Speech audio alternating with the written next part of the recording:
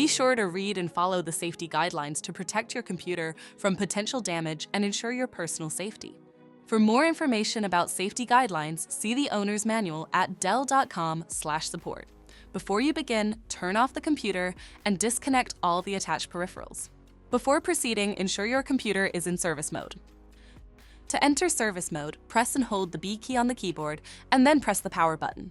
Now, the computer will boot up and the owner tag information is displayed on the screen.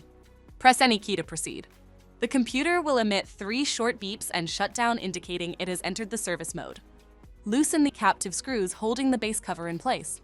Using a plastic scribe, pry the base cover from the palm rest assembly, starting at the top edge and working your way around to release it from all sides. Now, lift the base cover from the palm rest assembly. If your computer is unable to enter service mode, disconnect the battery cable from the system board. To remove the memory module, identify the memory module. Lift the mylar to access the memory module. Pry the retention clips until the memory module pops up. Remove the memory module from the slot. To reinstall the memory module, lift the mylar to access the memory module slot.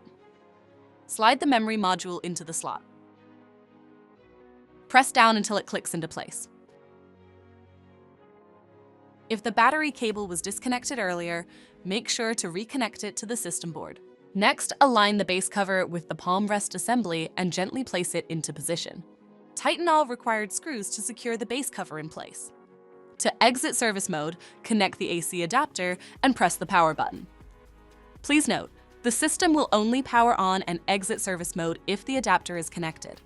For more information about your Dell system, visit dell.com/support.